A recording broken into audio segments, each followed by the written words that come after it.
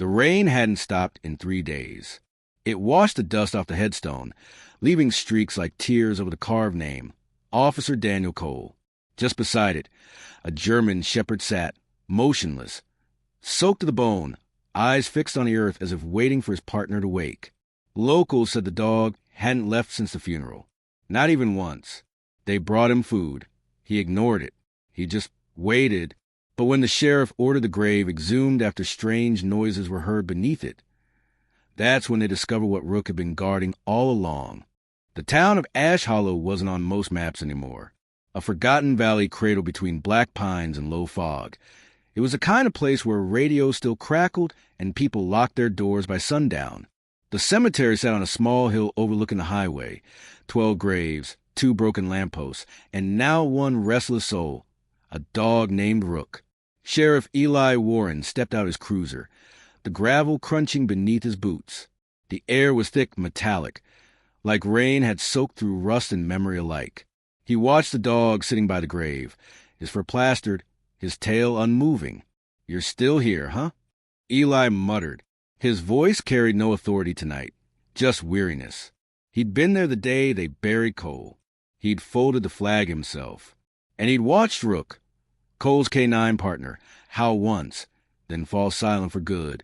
Deputy Mara Ken came up behind him, flashlight cutting through mist. "Sheriff, we got another call," she said, from the caretaker again. Said he heard scratching. Said it's coming from under. Eli didn't respond. His eyes traced the grave marker, Daniel Cole, end of watch, March 17th. "I heard," he said finally, "and I don't believe it." Mara lowered her beam toward Rook. The dog's gaze never shifted. Then why hasn't he moved in 5 days? The question hung there, fragile as a fog. 2 hours later, the rain thickened. The cemetery flooded ankle-deep in mud. Eli stood under the open trunk of his cruiser, flipping through the case file again. Cole had been killed during a raid, or at least that's what the report said. A meth bust gone wrong. Single shot to the chest. The suspect fled. Cole bled out before medics arrived. But there was something else, something that had been buried deeper than the bullet wound. Cole's body had been rushed. No autopsy. No clear confirmation of what happened inside that barn. And now, scratching. Eli exhaled smoke from a half-burnt cigarette, watching the dog through the rain. "You think he's guarding the grave," he said quietly. "But what's inside it?" Mara frowned. "You're starting to sound like the caretaker." He smiled bitterly. "The caretaker's drunk half the time, but he's not deaf." Thunder rolled in from the mountains, long, low, like the groan of something old waking up. The caretaker's shack stood just off the road. The lights flickered as Eli stepped in, Rook's leash in his hand, though the dog wouldn't move an inch. Inside, Henry Doyle, 72, wiry and pale, poured himself whiskey from a chip bottle. "You dig him up, Sheriff," he said. "That's what you do, because whatever that dog's guarding, it ain't peace." Eli leaned on the table. "You said you heard scratching?" Henry nodded. "First night after the funeral. Thought it was rats. Then it stopped. Then 2 nights later, came again, slower, heavy." He swallowed hard, like someone trying to knock from under. Mara crossed her arms. "You sure it wasn't the wind?" Henry stared at her. "Wind don't sound like fingers." Silence followed, deep, uncomfortable. Rook barked once outside, sharp and sudden. The sound echoed across the valley like a warning. Eli straightened. "We're exhuming it. First light." By dawn, half the town had heard. Rumors travel faster than logic in Ash Hollow. Sheriff's digging up on his own. Dogs possessed. They buried the wrong man. Eli ignored them all. He'd been sheriff long enough to know the difference between superstition and instinct, and something in his gut told him this wasn't superstition. They gathered near the grave, Eli, Mara, Henry, and Dr. Finch, the county coroner. The air smelled of wet dirt and gasoline. Rook stood a few feet away, growling low but not moving. "All right," Eli said, "let's get it done." The workers dug slowly, their shovels clinking against stones. Rainwater seeped down into the pit, making the soil heavy. When the first edge of the coffin appeared, one of the men froze. "Sheriff," he said quietly, "there's something on it." Eli stepped closer, peering down. The wood was split on one side, claw marks carved deep into the lid. From inside, Finch went pale. "Dear God!" Eli's voice hardened. "Open it." The hinges creaked. The smell hit them first, not decay, but something chemical, almost antiseptic.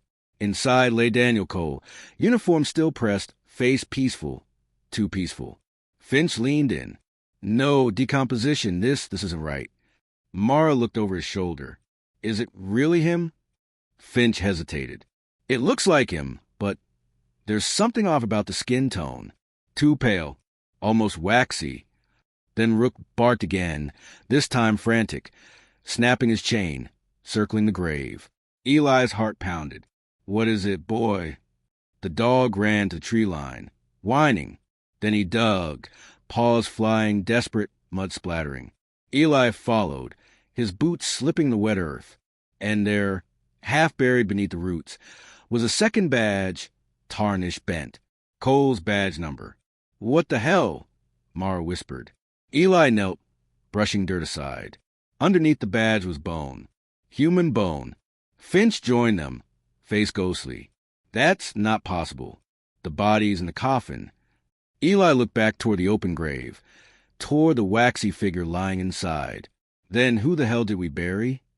By the time the sun bled to the clouds, the cemetery looked like a battlefield. The workers were gone. Only the four of them remained, and Rook, pacing, whining, refusing to approach the coffin again. Mara stood near the grave, her voice low. "Sheriff, what do we do now?" Eli didn't answer. His mind was back at the barn, that night, 3 months ago. Cole had gone in first, Rook behind him. Shots were fired. When Eli got there, the barn was burning. He'd found Cole's body on the floor, Rook beside him, wounded. The suspect had vanished. They'd never recovered the weapon. He'd written the report himself, closed it himself. Now he wasn't sure if he'd buried a hero or a secret. That evening, Eli sat alone in his office, lights dim, rain whispering against the window.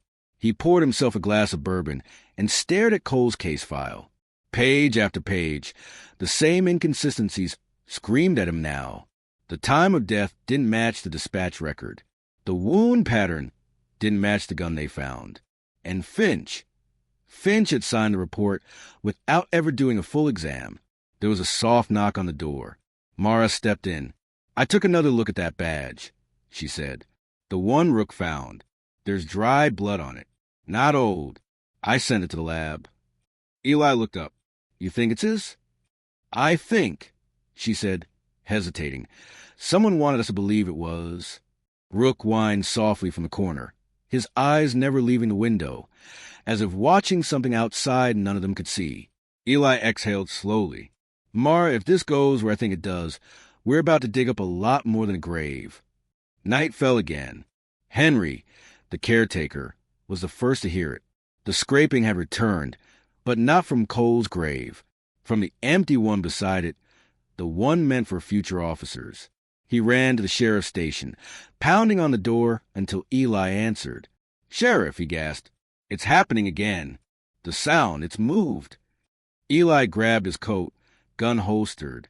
Mara followed. Rook was already growling before they reached the cruiser. At the cemetery, moonlight cut through the fog. The sound was faint, a rhythmic tap, tap, tap, like knuckles against wood. But the grave was empty, untouched. Eli crouched, pressing his ear to the wet soil. Tap, tap, silence. Then a voice, muffled, broken. "Help me." He stumbled back, heart hammering. Mara's face drained of color. "You heard that, didn't you?" Eli didn't answer. He was staring at Rook, who stood stiff, eyes fixed not on the grave, but on something moving behind the headstones. A shadow human-shaped. "Cole," Eli whispered. But when the figure stepped into the moonlight, it wasn't Cole. It was Deputy Finch, pale, trembling, holding something small and wrapped in cloth. "I need to show you something," Finch said quietly. His voice cracked. "Something I should have burned a long time ago." Finch's hands trembled as he unwrapped the cloth. Inside lay a small cassette tape, old, covered in soot, the label half burned but still legible. Barn Night Raid.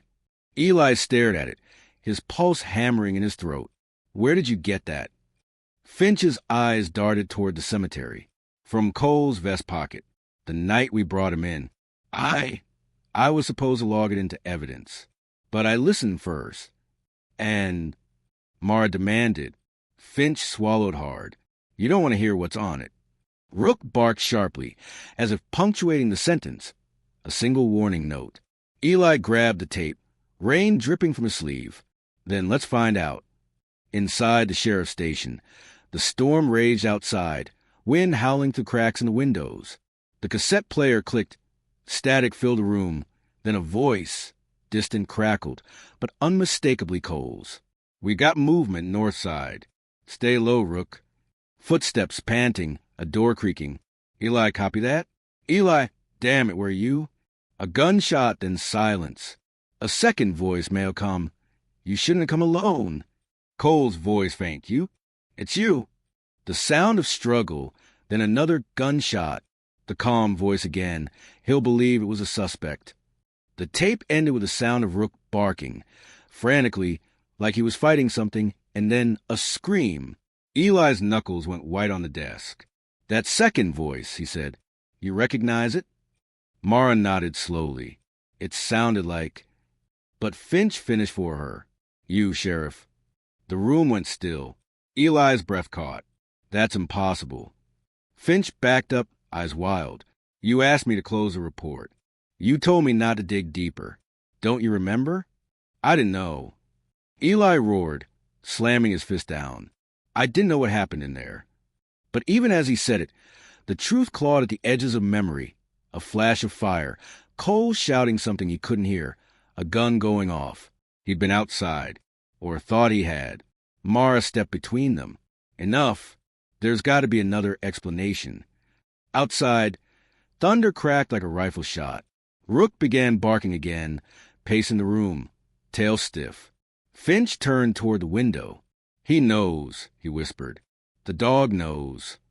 By morning, Finch was gone. The door to his car was open, engine still running.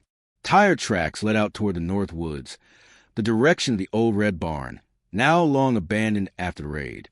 Eli stood by the cruiser, jaw tight. We find him before this gets worse.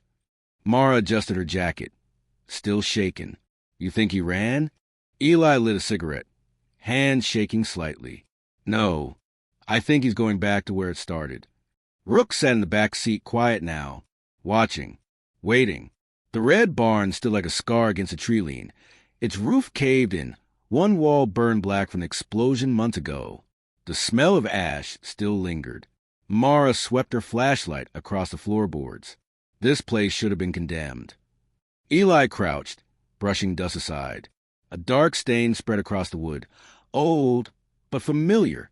Cole died here, he said softly. Rook whined, circling, nose to the ground. He stopped at a corner of the barn where the dirt was freshly disturbed. Sheriff, Mara called. He's found something. They dug with their hands, mud caking their sleeves. After a minute, the metal of a small lockbox appeared. Inside, a phone burned but intact. And next to it, a flash drive sealed in melted plastic. Eli glanced at Mara. This wasn't here before, meaning someone came back. Finch. But before they could say more, Rook growled, low, guttural. His hackles rose as a figure stepped through the doorway, soaked and pale. Finch. He looked half mad, eyes wide, face streaked with mud. You shouldn't have followed me, he said. They're still watching. Who's watching? Eli demanded. Finch pointed toward the tree lean, the men he was investigating. Cole found something that night. Something big. It wasn't about drugs. It was about them. Them who? Mara snapped. Finch's voice dropped to a whisper. The officers on payroll. Dirty cops. He had proof, names, recordings. He was going to bring it all to you, Sheriff. Eli froze. To me? Finch nodded. Because he trusted you. For a moment, the only sound was the rain tapping against the metal roof. Then, from outside, came another sound. Footsteps. slow, deliberate, crunching through wet gravel. Mara's hand went to her weapon. We're not alone. A shot tore through the doorway. Wood splintered, dust filled the air. They ducked for cover. Get down! Eli shouted. Finch fell against a beam, clutching his side. Blood poured through his fingers. They found us, he gasped. They know. Eli crawled toward him. Who's they? Finch grabbed his sleeve. Not all your men are clean, Sheriff. Some work for them. Some were here that night. His eyes went glassy. The tape wasn't the only copy. The rest is buried. He didn't finish. His head fell sideways, eyes open, staring at nothing. Outside, Rook burst through the doorway, teeth bared, leaping into the rain. Gunfire echoed again, 2, 3 shots, then silence. Rook! Eli shouted, running after him. The field behind the barn was half flooded. Rook stood near a fallen man, one of Eli's own deputies, uniform soaked in blood. In his hand was a radio, still crackling. Barn secure. Sheriff down? Eli snatched it up. Who is this? Static, then a familiar voice. You should have stayed away, Eli. Mara's voice tightened. That's Captain Harlan. Eli's mentor, his friend of 20 years. They raced back to the cruiser, mud splattering across the headlights. Eli's hand shook on the wheel. Harlan was at the funeral. He gave the eulogy. He knew about the cover-up. Mara loaded her sidearm. Then he's the one who buried the wrong body. Eli's jaw clenched. Or the right one, just not Cole's. The rain came harder, thunder shaking the trees. Rook growled softly from the back seat, ears pricked, eyes fixed ahead. By the time they reached the cemetery again, the gates were open. Headlights from another vehicle cut through the fog. Harlan's black SUV, parked by Cole's grave. Eli stepped out, gun drawn. Captain, it's over. No answer. Only the sound of the wind through wet grass. Mara moved left, circling. He's not here. Then she stopped. The ground near Cole's grave was open again, freshly disturbed. And beside it lay the waxy body they'd unearthed earlier, now half torn apart. Rook whined, backing up. What the hell? Mara whispered. The body's face was ruined, half melted, synthetic, plastic. Eli's stomach twisted. That's not a corpse, he breathed. It's a decoy. Mara turned pale. Then where's Cole? A voice answered from behind them. Closer than you think. They spun. Harlan stood by the SUV, pistol raised. He looked older, heavier, rain dripping off his hat brim. You were supposed to leave this buried, he said. You could have lived your whole damn life not knowing. Eli leveled his gun. You killed him. No, Harlan shook his head. You did. The words hit like a bullet. Eli froze. Harlan stepped closer. He found out about the trafficking, the payoffs, the dirty cops. He tried to tell you, but you showed up drunk, waving your gun. He begged you to listen. You didn't. You shot him by accident. I covered for you. Mara stared at Eli, disbelief and horror mixing in her face. Is that true? Eli's throat closed. Images flooded back. The flash, the shout, Cole falling. His hands trembling on the trigger. He'd buried the memory with the man. I didn't mean to, he whispered. Harlan's voice hardened. Didn't matter. The cartel wanted him gone anyway. I gave them what they wanted. The fake body was their idea. But the dog, he sneered toward Rook. The damn dog wouldn't forget. Rook growled, low and lethal. Harlan cocked his gun. You were a good sheriff. Eli, don't make me... A bark, a blur of motion. Rook lunged. Gunfire exploded. Harlan stumbled, firing wildly as the dog tore into him. The sound echoed off the hills. When it stopped, Harlan lay still. Rook limped back, muzzle red, eyes tired but alive. Eli dropped to his knees beside him. Good boy, he whispered, voice breaking. You did good. Mara stood in silence, rain streaking her face, trying to make sense of what she'd heard. Finally, she said, We'll have to tell them everything. Eli nodded slowly. Yeah, we will. But his eyes lingered on the open grave and on the empty space beside it, where Cole's real body was still missing. That night, after the forensics cleared, after the bodies were taken away and the cemetery left silent again, Rook refused to leave the hill. He sat beside the open earth, unmoving, staring into the darkness. Eli watched from his cruiser, the engine idling. He thought about turning away, driving off, leaving this place behind, but he couldn't. He owed Cole the truth. He stepped out, kneeling beside the dog. "Where is he, boy?" Rook looked up at him, then down again at the disturbed soil under the cross. Eli's heart sank. "Here." He started digging with his hands, mud soaking through his uniform. The rain fell harder, the wind screaming through the trees. And then his fingers hit something solid, fabric, a sleeve. He pulled harder until a face emerged, pale, real, unmistakably Daniel Cole. Not wax, not fake, not gone. Eli fell back, gasping. Cole's eyes were open, and they were moving. Rain blurred the world into streaks of gray and red. Eli staggered backward, mud sucking at his boots as the impossible took shape before him. Officer Daniel Cole, the man buried 10 feet beneath the earth, was breathing, shallow, ragged, but alive. His eyes fluttered beneath the wash of rain. "Jesus," Eli whispered. "Cole," Rook whimpered, pressed close, licking the dirt from his partner's face. Cole's fingers twitched weakly toward the dog, like a ghost reaching for the last tether to life. "Sheriff," Mara shouted from behind. She was running down the hill, flashlight cutting through the mist. "Eli, what?" She froze. Her light fell on the half-buried figure. "Oh, my God! Help me get him out." Eli's voice cracked. They pulled until the weight of months of soil gave way. Cole's uniform was shredded, his skin pale, veins blue from lack of oxygen and time. But there was a pulse, a faint, stubborn beat. Mara pressed her hand to his wrist. "He's alive, but how the hell?" Eli cut her off, eyes wide. "No time. We get him to the station now." The drive back was silent, except for Rook's low whining. Cole lay across the back seat, barely conscious, rainwater pooling in his hair. Every few seconds, his eyes flicked open, unfocused, muttering something inaudible.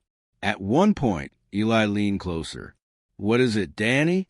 What are you trying to say?" Cole's lips moved. One word came out, barely a whisper. "Basement." Eli frowned. "Basement where?" No answer. Only a tremor, a shallow breath, and silence again. Rook barked softly once, like confirmation. At the station, they rushed him into the infirmary.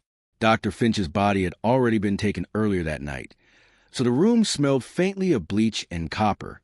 Mara checked for vitals. "He's hypothermic. Shocked. Dehydrated.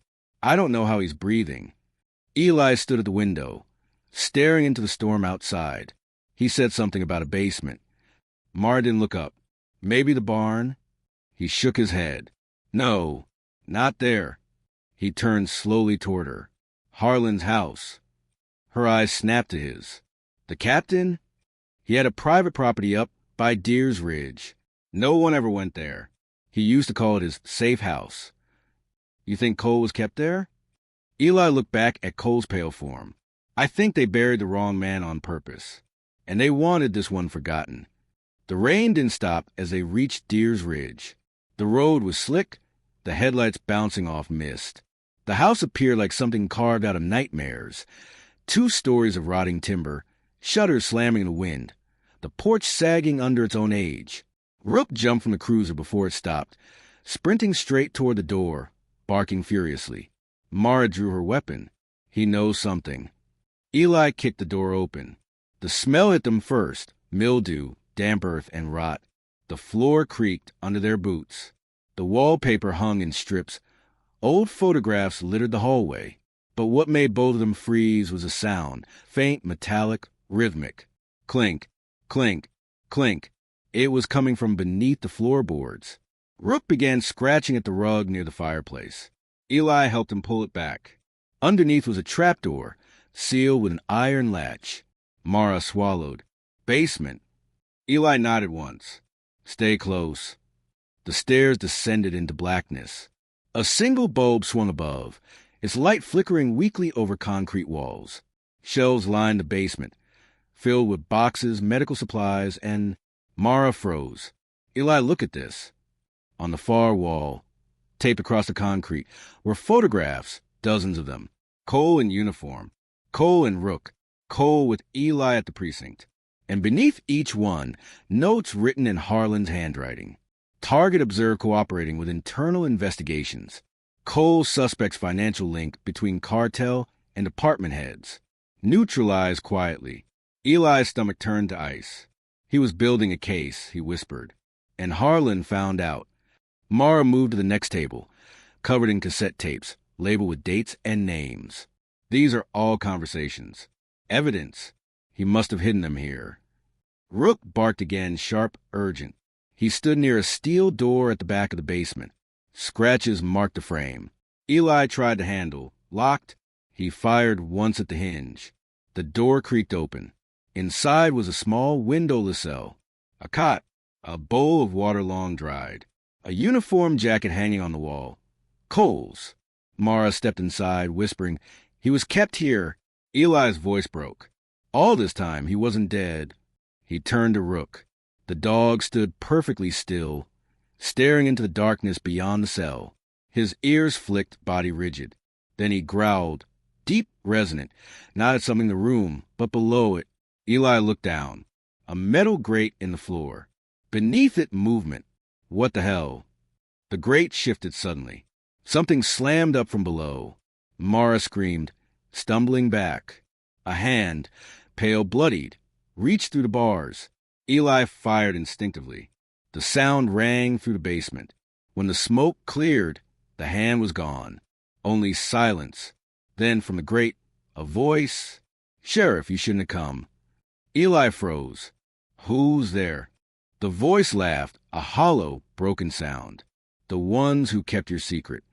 Eli's pulse thundered. "Show yourself."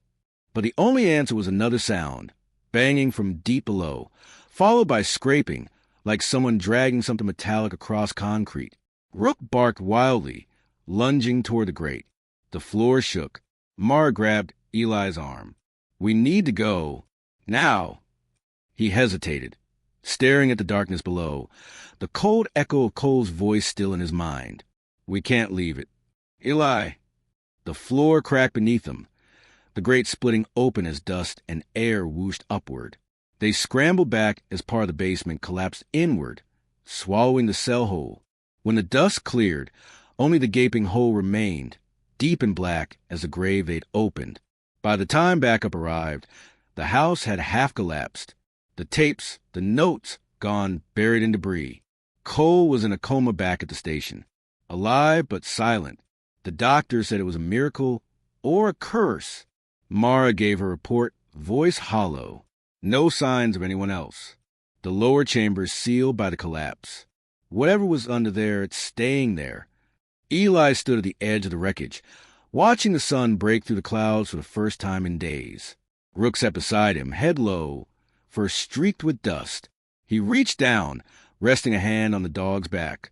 "You knew the whole time, didn't you?" Rook didn't move, just stared out toward the horizon, the same direction as the cemetery. Weeks passed. The town began to forget. The papers called it the Ash Hollow Scandal. The captain was labeled corrupt, the case solved. But those who'd been there, Eli, Mara, and Rook, knew better. Cole never woke up. His body remained at the county hospital, breathing shallowly, eyes closed, caught between two worlds. Eli visited every evening, sat by the bed, talked about old cases, old laughter, the nights they'd shared coffee in patrol cars while Rook snored in the back. "Do you remember," he said once, voice low, "when you told me truth has a heartbeat? That if you bury it long enough, it starts knocking?" He looked down at Cole's still hand. "You were right.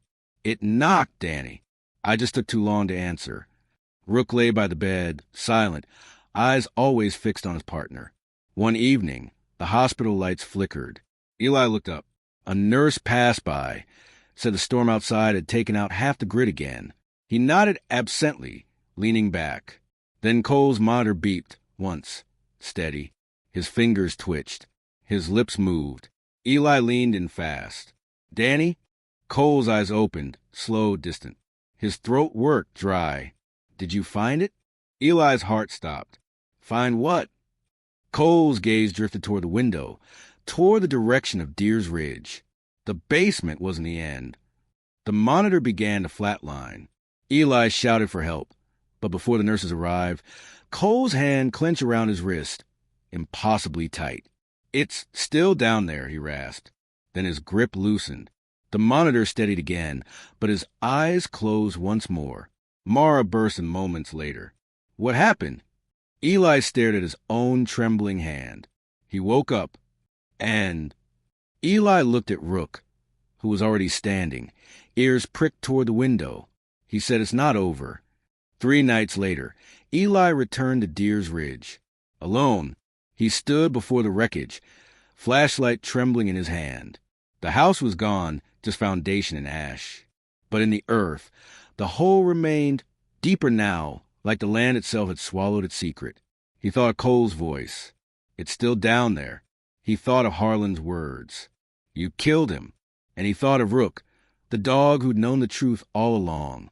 Eli looked at the dark pit, rain beginning again, washing the dirt into streams. I buried too much, he murmured. No more. He dropped the flashlight. It clattered down the rocks, the beam landing far below, on something that shouldn't have been there. A face. Not human. Not alive. Plastic skin. Painted eyes. Another body. And in its chest, a badge. His own. Eli staggered back, horror freezing his breath. Behind him, Rook barked, not in warning but finality. He turned. The dog was standing at the edge of the woods, watching him. For a moment, their eyes met. Understanding, forgiveness, grief. Then Rook turned and walked into the trees, disappearing into the storm. Eli sank to his knees, the sound of the rain swallowing everything. Somewhere below, faintly, came a knock. Slow, rhythmic, like a heartbeat underground. Epilogue. Months later, tourists driving through Ash Hollow sometimes stop by the cemetery on the hill.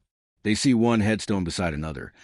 Officer Daniel Cole and Sheriff Eli Warren, both marked End of Watch. No one knows who buried the second one, but the caretaker says some nights, when the fog rolls down from the ridge, a lone German shepherd still sits between the graves, watching, waiting, guarding whatever truth still beats beneath the earth. And if you listen closely, really closely, you might hear a single, soft knock.